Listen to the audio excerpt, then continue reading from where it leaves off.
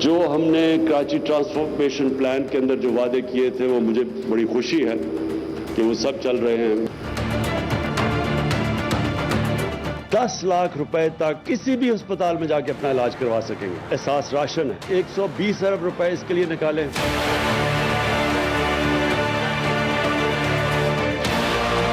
एक खानदान को 5 लाख के सूद के बगैर कर्जा, 27 लाख रुपए घर बनाने के लिए, 10 लाख रुपए की हेल्थ इंश्योरेंस होगी,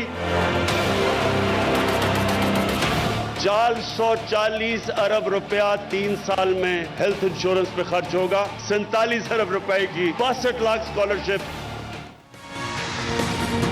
अस्सलाम नाज़रीन, टू द पॉइंट के साथ मैं हूं मंसूर अली खान। प्रोग्राम में आपको खुश आमदीद कहेंगे। नाज़रीन, कभी ये खबर आई कि अगले 100 दिन आम हैं, तो कभी खबर आई कि कोई भी वजीर मुल्क छोड़ कर ना जाए। मेरे कप्तान पिछले 6 दिन में 4 शहरों के तूफानी दौरे कर चुके हैं और इन दौरों के दौरान अरबों रुपए के मंसूबों का इफ्तिताह भी किया गया। 8 दिसंबर को मेरे कप्तान ने रुख किया पेशावर का, जहां इलेक्शन कमीशन के कवानीन की परवाह न करते हुए एहसास राशन प्रोग्राम में 120 अरब रुपए के मंसूबों का ऐलान किया गया और मसाजिद के इमाम और तलबा में चेक तकसीम किए गए। 2 दिन बाद 10 दिसंबर को मेरे कप्तान कराची पहुंचे, जहां 35 अरब 50 करोड़ रुपए से बनने वाला ग्रीन लाइन बस के मंसूबे का इफ्तिताह किया गया। अगले दिन मेरे कप्तान अपने होम ग्राउंड मियांवाली में पहुंचे और मियांवाली में 35 अरब 92 करोड़ की लागत से बनने वाले 23 मुख्तलिफ मंसूबों का संगे बुनियाद रखा गया। जबकि आज मेरे कप्तान ने लाहौर का रुख किया, जहां उन्होंने नया पाकिस्तान और सेहत इंसाफ कार्ड का इफ्तिताह किया और ऐलान किया कि 440 अरब रुपए अगले 3 साल में हेल्थ इंश्योरेंस पर खर्च किए जाएंगे। 3.5 साल बाद अचानक मेरे कप्तान के ये बर्क रफ्तार दौरे और बड़े बड़े ऐलानात की आखिर वजह क्या है? क्या अवाम में हुकूमत की गिरती हुई साख को बचाने के लिए मेरे कप्तान अब खुद मुतहरिक हुए हैं? क्या बल्दियाती इंतखाबात से कबल इन मंसूबों का इफ्तिताह इलेक्शन कवानीन की खिलाफ वर्जी नहीं है? क्या बढ़ती हुई महंगाई से हुकूमत पर बढ़ता दबाव और अपोजिशन की जानिब से हुकूमत का घेराव दरअसल मेरे कप्तान के ऐलानात की बड़ी वजह है?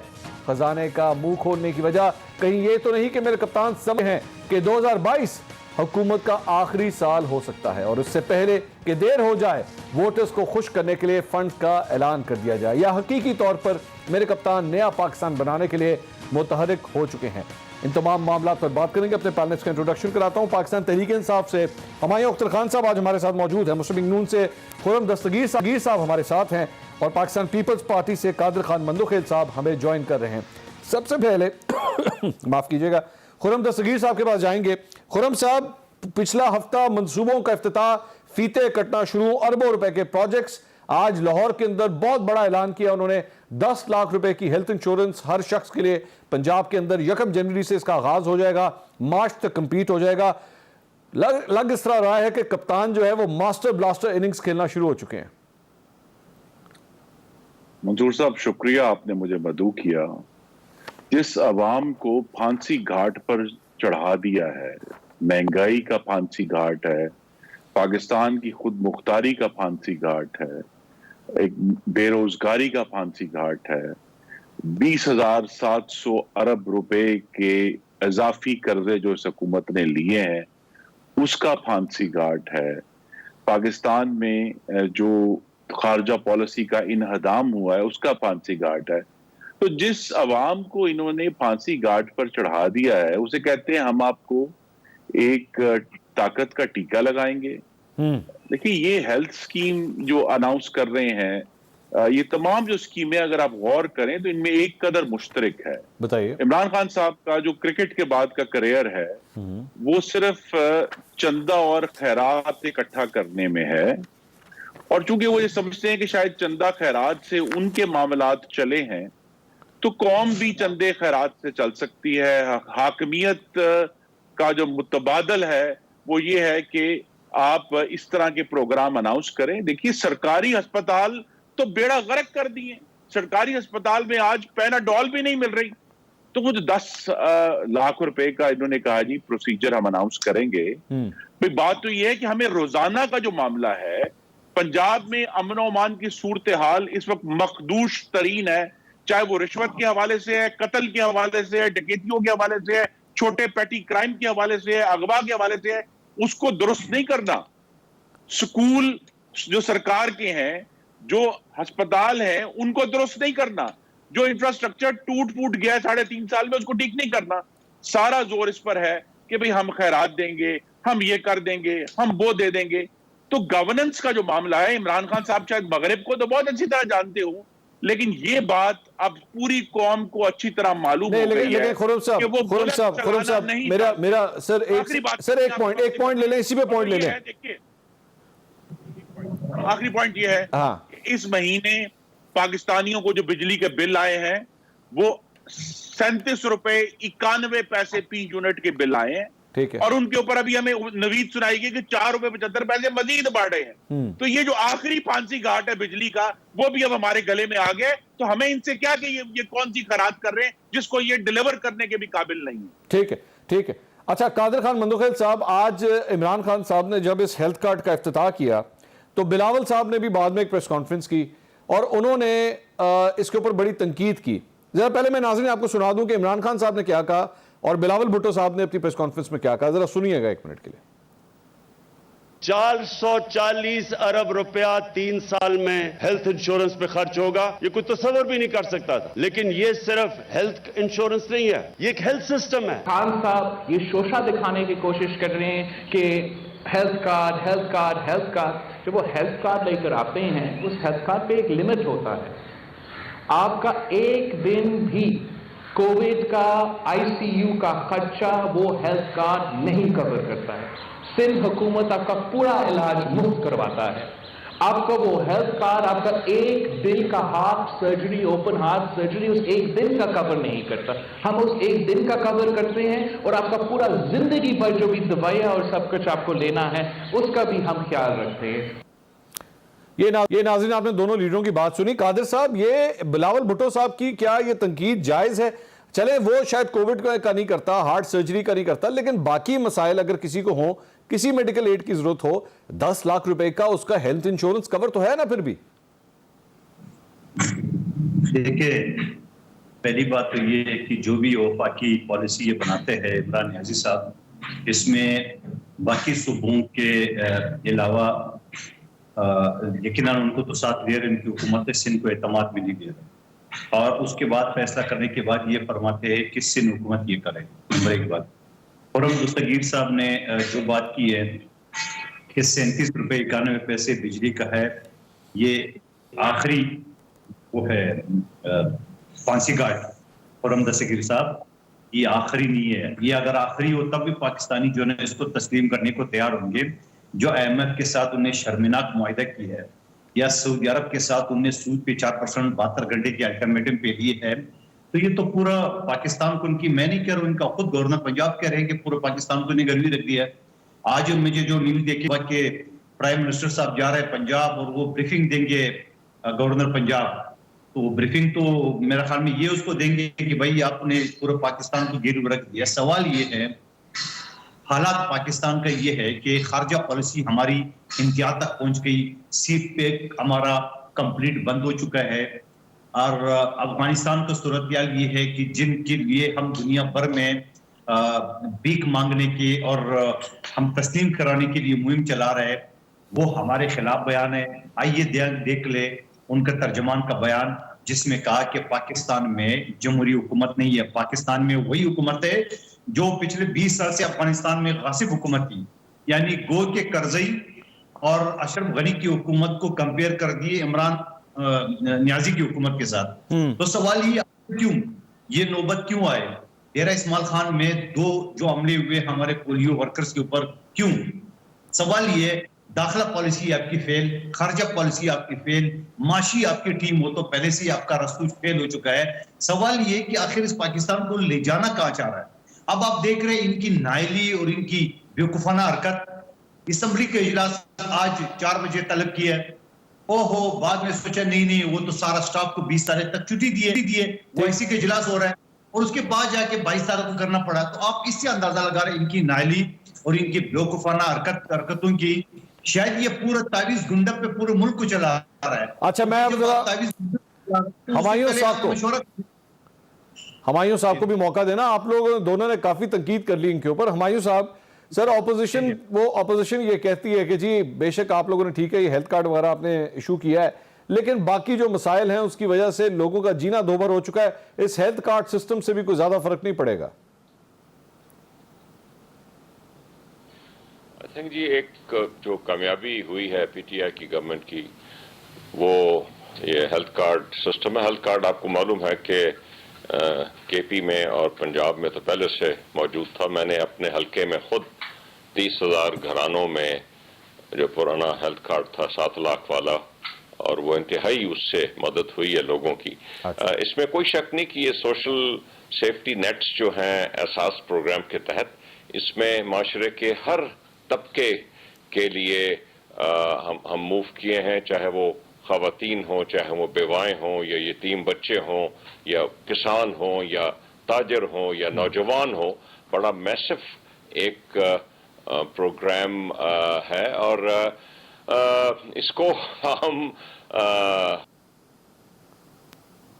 नाज़रीन, हुमायूं अख्तर खान साहब से हमारा राब्ता मुनक़ता हो गया। एक ब्रेक लेते हैं, ब्रेक के दौरान ये जो टेक्निकल प्रॉब्लम है उसको भी रिजॉल्व करने की कोशिश करेंगे। ब्रेक के बाद जब आएंगे तो जस्टिस वजूद्दीन, जो पाकिस्तान तहरीक इंसाफ के साबिक रहनुमा रह चुके हैं, उन्होंने आज इमरान खान साहब के ऊपर एक बहुत बड़ा इल्ज़ाम लगाया है। वो इल्ज़ाम क्या है मैं आपको बताऊंगा ब्रेक के बाद। हमारे साथ रहिए। नाज़रीन, welcome back after the break. हम बात कर रहे थे हेल्थ कार्ड की, जिसका ऐलान आज इमरान खान साहब ने एक तकरीब के अंदर किया। लाहौर के दौरे के ऊपर वो आए हुए थे। हुमायूं साहब, जो अपोजिशन का ये कहना है कि इस हेल्थ कार्ड का फायदा कोई नहीं है, अवाम पहले ही महंगाई की वजह से पिसी हुई है, क्राइम रेट बहुत ऊपर जा चुका है, और जो सूरत हाल इस वक्त मुल्क की है उसमें इस हेल्थ कार्ड का क्या करें? जब अस्पतालों की सूरत हाल देखें, खुरम साहब फरमा रहे थे कि जी अस्पतालों में तो पैराडोल तक नहीं मिलती, तो क्या करें फिर इस हेल्थ कार्ड का?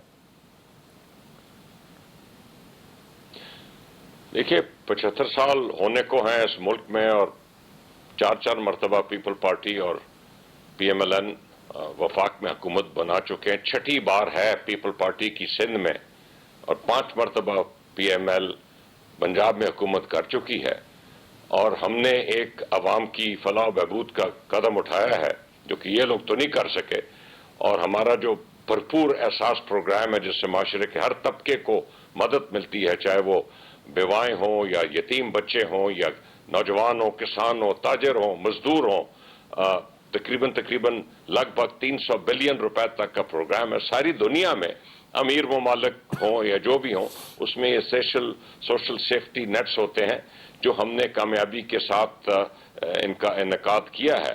सो ठीक है, आप अपोजिशन है, तनकीद करें, लेकिन आपकी कोई तनकीद नहीं बनती ये जो आज हमने हेल्थ कार्ड की एक इजाफी स्कीम निकाली है। लेकिन हुमायूं साहब, ये हेल्थ कार्ड मुस्लिम लीग नून ये क्लेम करती है कि सबसे पहले लाने वाले तो हम हैं इसके।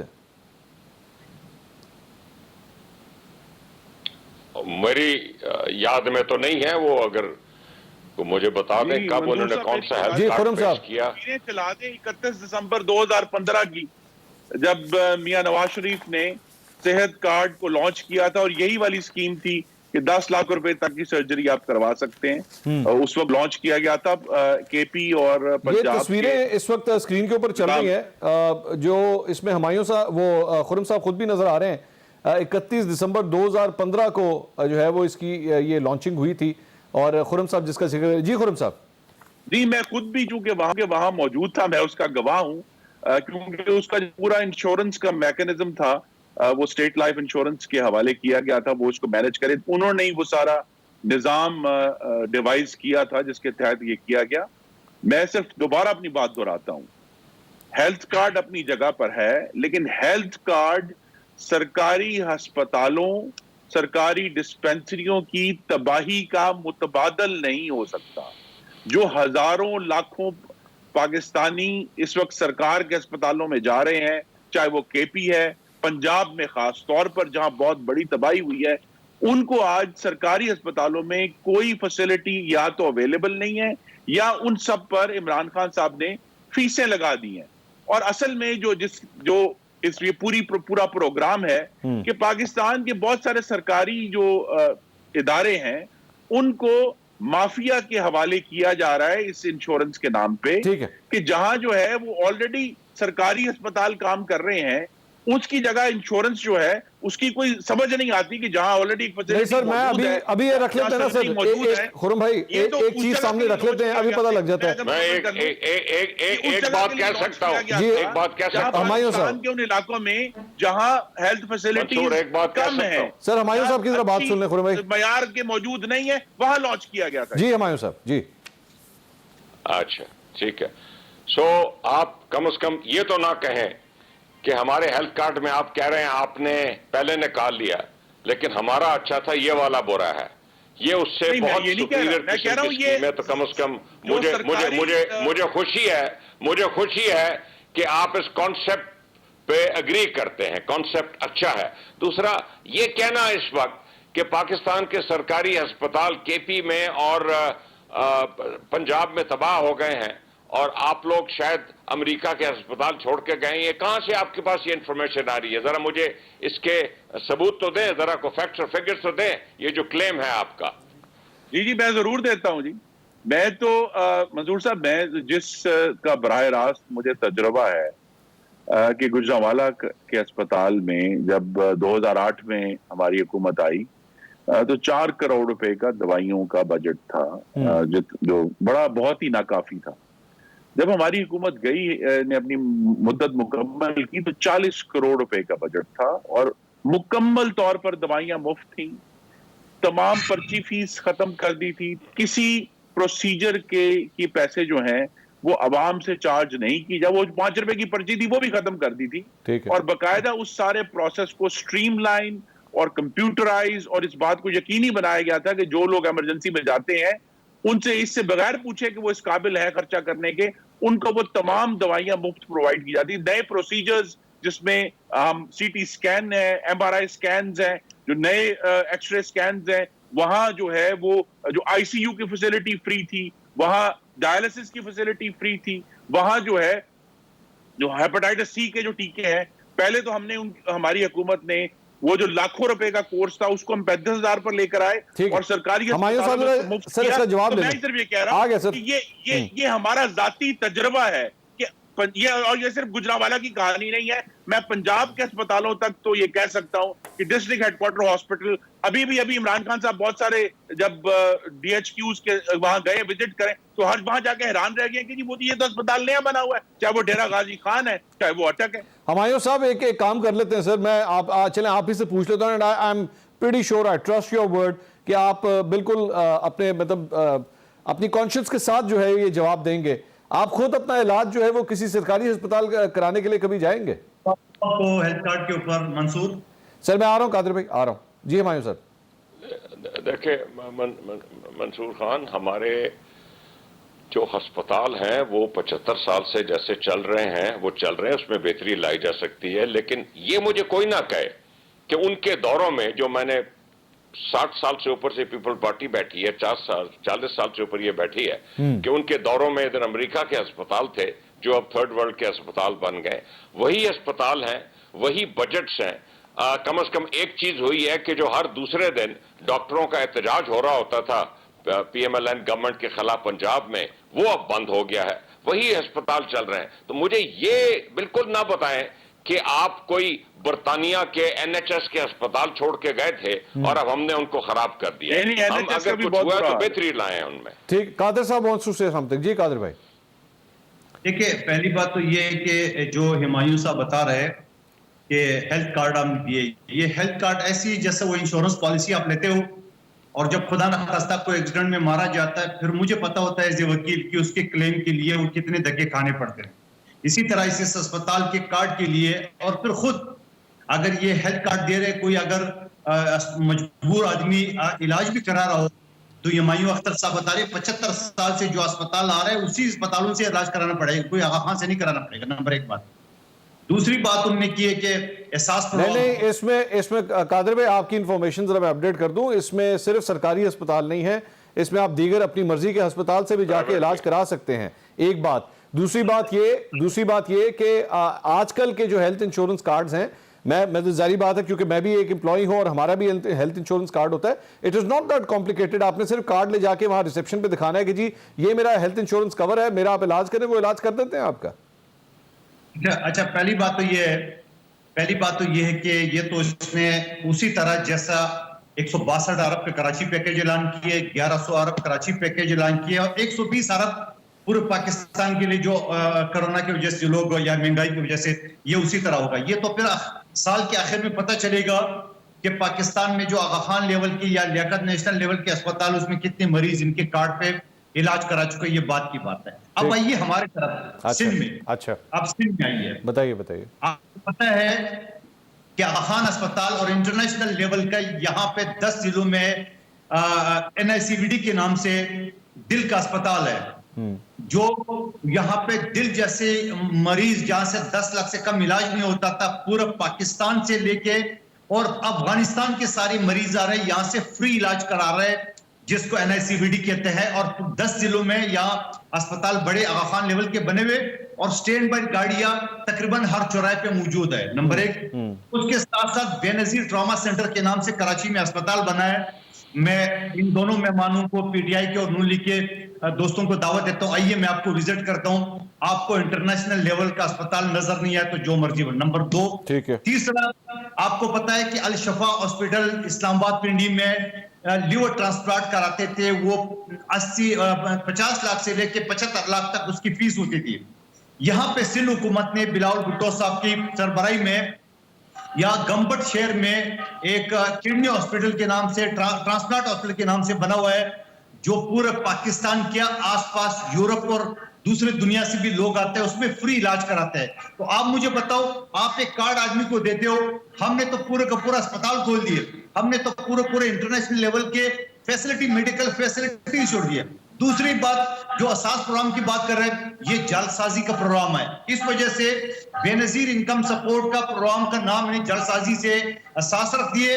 और आपको याद हो, कोरोना के दिनों में IMF से, जहां एशियन डेवलपमेंट बैंक से या दूसरे अदारों से खरबों डॉलर उन्हें लिए और वहां 3 किस्तें पहले से ड्यू थी बेनजीर इनकम सपोर्ट की। इसने 64 किस्त देके 12,000 गरीबों के दिए, उसके बाद 1 रुपए नहीं दिए। मुझे बता दे, वो प्रोग्राम मुकम्मल उन्हें बंद कर दिया। उसके बाद मुझे हिमायू अख्तर साहब बता दी कि किसको पैसे मिला है। भाई इनके सारे शेख चली वाले लानात है, इनके सारे उसी तरह जैसे कराची पैकेज 162 अरब, 1100 अरब और अब 100 आ गया पॉइंट सर, आ गया। एक ब्रेक सर, मुझे लेनी, एक ब्रेक सर, एक ब्रेक लेनी।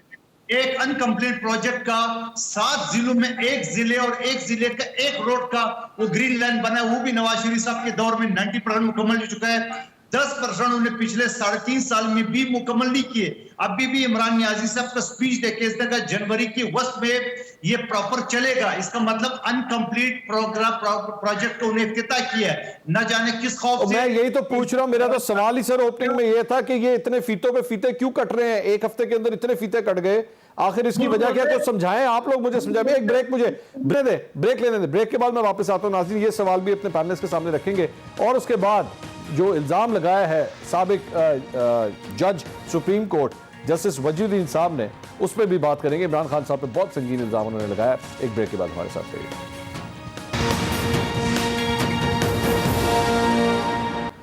नाज़रीन, welcome back after the break.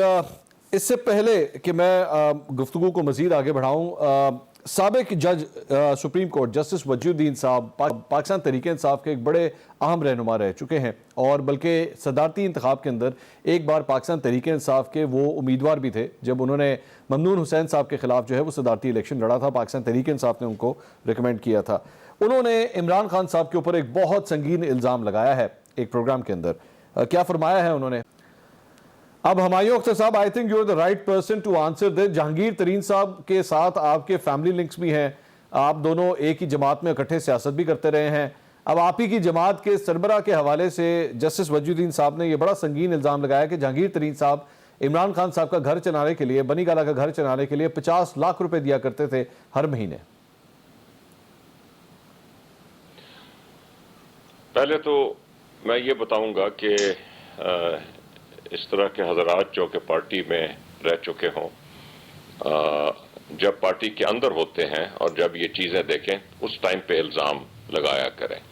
ये कोई बात नहीं होती कि साल बाद आप डिस्ग्रंटल्ड हैं, आप पार्टी में अब नहीं रहे और अब आप किसी टीवी शो में बैठ के इतने बड़े इल्ज़ामात लगा रहे हैं और इसका कुछ सबूत भी नहीं पेश कर रहा है। इससे ज्यादा मैं इस बात पे बिल्कुल नहीं जाना चाहता। I think it's in really bad taste, really bad taste. अगर आपको इतना ही आप अलमबरदार हैं दयानत के इस दुनिया में, तो जब आपके पास पार्टी में बैठे होते हैं और बड़े बड़े ओहदे होते हैं, उस वक्त आवाज उठाया करें।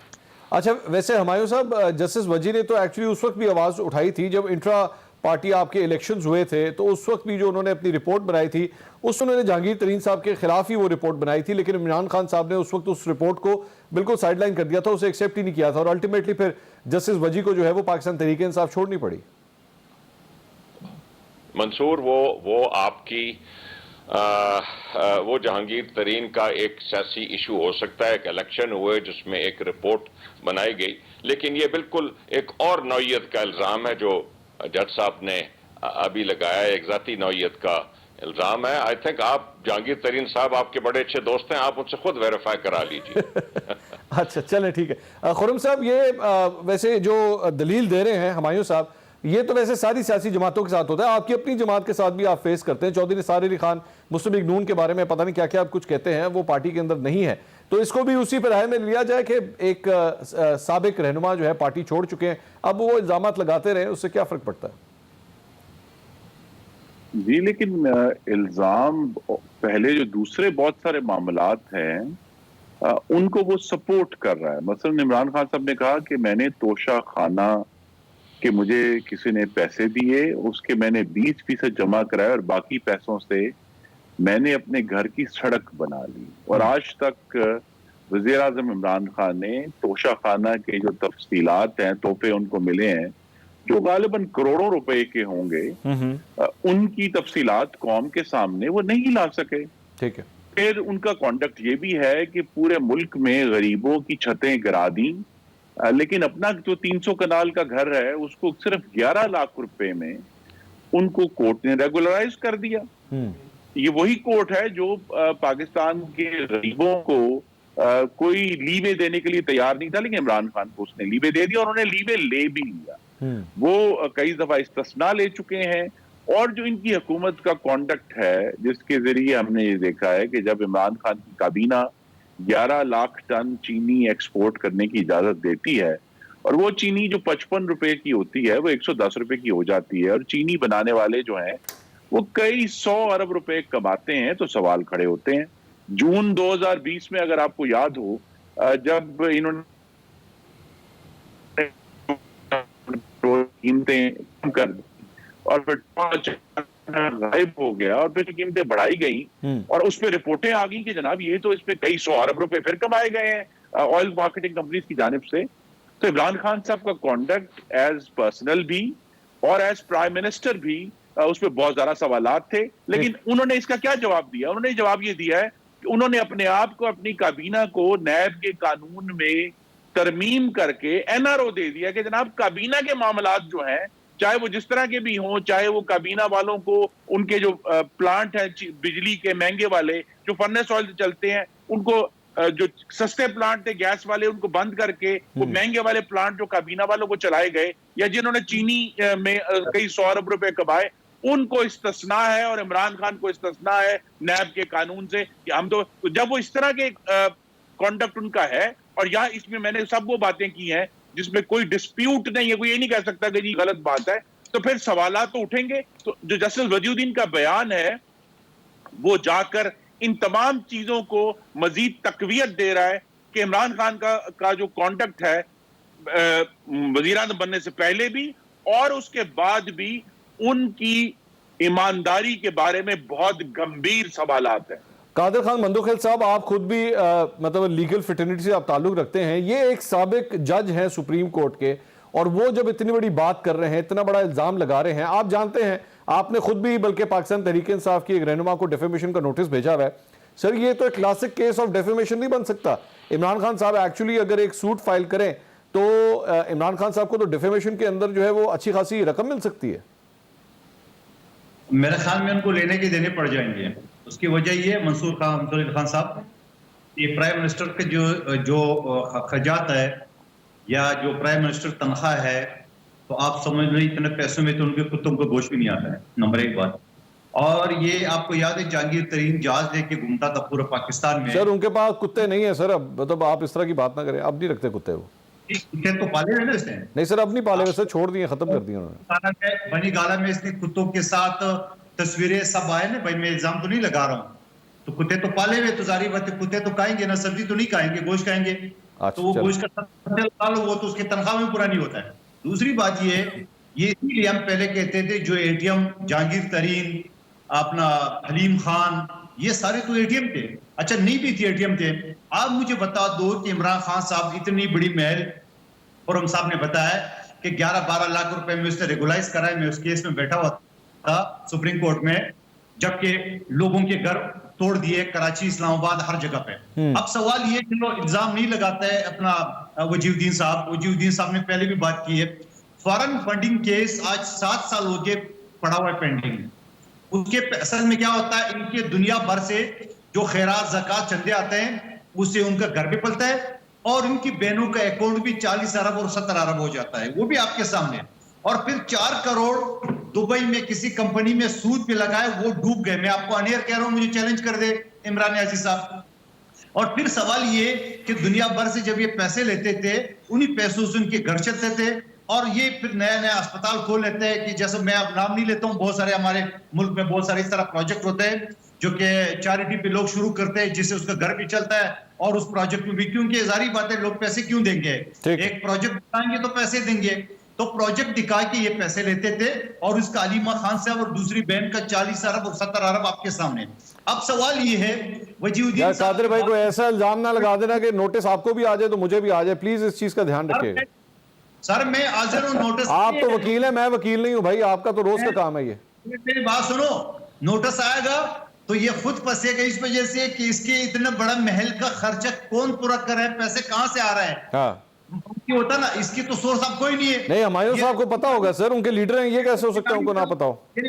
ये तो खिलाड़ी था, इसके वालिद मोहतरम तो करप्शन पे निकाले गए। अरे नहीं यार, ये इस किस्म के इल्जामात नहीं कादिर भाई, इस किस्म के वालिद उनकी जरूरत नहीं है सर, उनके उस तक जाने की क्या जरूरत है। नाज़रीन मैं एक ब्रेक ले लेता हूँ। नहीं सर नहीं, मैं एक ब्रेक लेता हूँ, ब्रेक के बाद मजीद बात करते हैं, हमारे साथ रहिए। नाज़रीन welcome back after the break. बात हो रही थी इमरान खान साहब के ऊपर जो इल्ज़ाम लगाया है जस्टिस रिटायर्ड वजीउद्दीन साहब ने, उसके बारे में बात हो रही थी। कादर खान मंदुखेल साहब फरमा रहे थे कि जी इमरान खान साहब के सोर्स के बारे में पता होगा कि सोर्स ऑफ फंड्स जो हैं वो कहाँ से आते हैं, तो हुमायूं साहब को पता होगा। हुमायूं साहब ये 300 कनाल का घर सर इमरान खान साहब से आपने पूछा होगा कि जी बताएं आपकी सोर्स ऑफ फंडिंग क्या है। देखिए, मैं आमतौर पे इन तरह की बातों पे नहीं जाता, क्योंकि हमें ये पता होना चाहिए, आपने बात शुरू की है कि हमारे पीटीआई के दौर शुरू होने से पहले सुप्रीम कोर्ट की जीआईटी बनी थी पीएमएलएन की टॉप लीडरशिप के खिलाफ जी। वो 5 मेंबर बेंच था, और उसके बनाए हुए पूरी एक चार्जशीट थी जो नैब अभी तक एज वी स्पीक इस पे कन्विक्शंस भी हो चुकी हैं और इस पर केसेस चल रहे हैं। बिल्कुल इसी तरह आप लोगों ने बात शुरू की है, मैं ऐसी बात नहीं शुरू करता, आपको मालूम है जी मेरा ये स्टाइल नहीं है।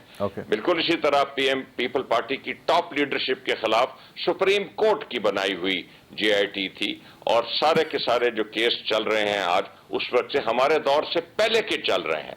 ये बात तो आप करते नहीं, और कि वो जरा जवाब दें कि मनी ट्रेल्स क्या और ये इन तरह इस सारी चीज को, ये दोनों बड़ी पार्टियों की जो 3.25 साल की सियासत है उसकी बुनियाद ये है कि हमारी टॉप लीडरशिप की जान छोड़ो और फिर हमसे बात करो।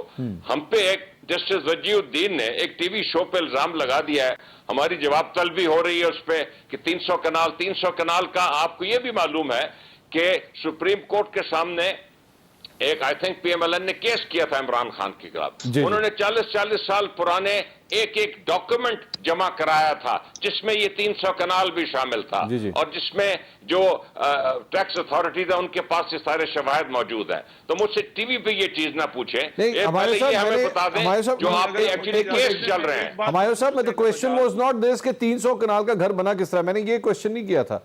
मैं ये सवाल कर रहा था, ये 300 कनाल का घर मेंटेन किस तरह हो रहा है? जस्टिस वजीउद्दीन हैज सेड कि 50 लाख रुपए महीना दिया जाता था उनके घर का खर्चा, इस पे बात हो रही है, and this was not the part of that case.